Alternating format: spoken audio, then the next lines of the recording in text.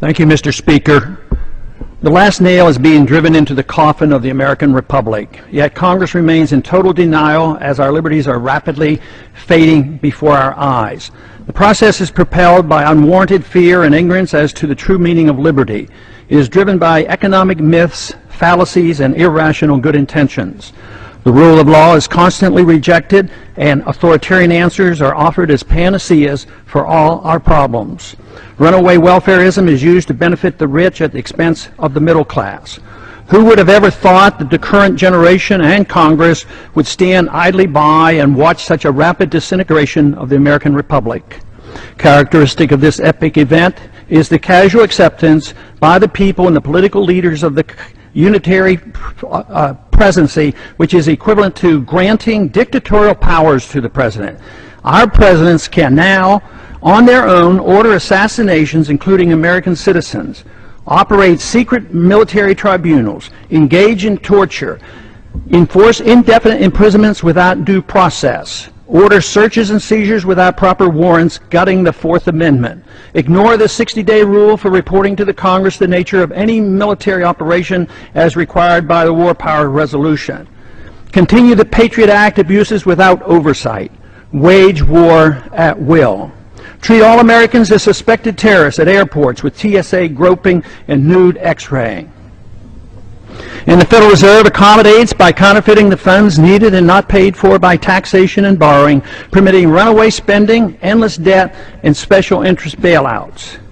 And all of this is not enough. The abuses and usurpations of the war power are soon to be codified in the National Defense Authorization Act, now rapidly moving its way through Congress.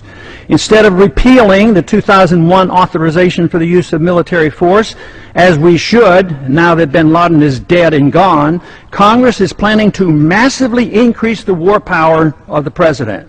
Though an opportunity presents itself to end the wars in Iraq, Afghanistan, and Pakistan, Congress, with bipartisan support, obsesses on how to expand the unconstitutional war power of the president he already holds.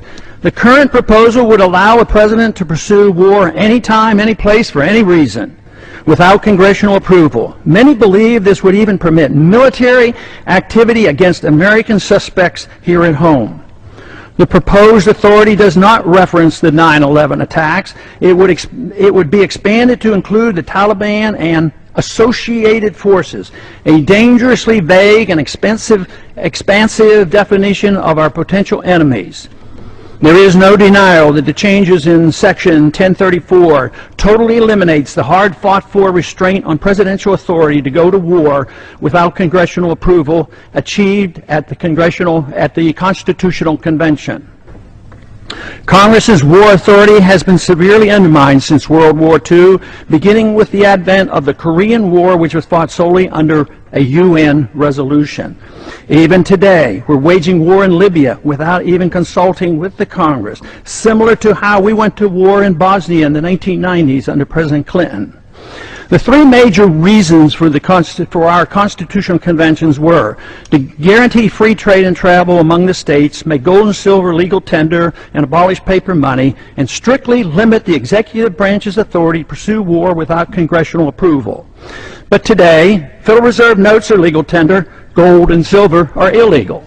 The Interstate Commerce Clause is used to regulate all commerce at the expense of the free trade among the states. And now, the final nail is placed in the coffin of congressional responsibility for the war power, delivering this power completely to the president, a sharp and huge blow to the concept of our republic. In my view, it appears that the fate of the American Republic is now sealed, unless these recent trends are quickly reversed. The saddest part of this tragedy is that all these horrible changes are being done in the name of patriotism and protecting freedom. They are justified by good intentions while believing the sacrifice of liberty is required for our safety. Nothing could be further from the truth. More sadly is the conviction that our enemies are driven to attack us for our freedoms and prosperity, and not because of our deeply flawed foreign policy that has generated justifiable grievances and has inspired the radical violence against us.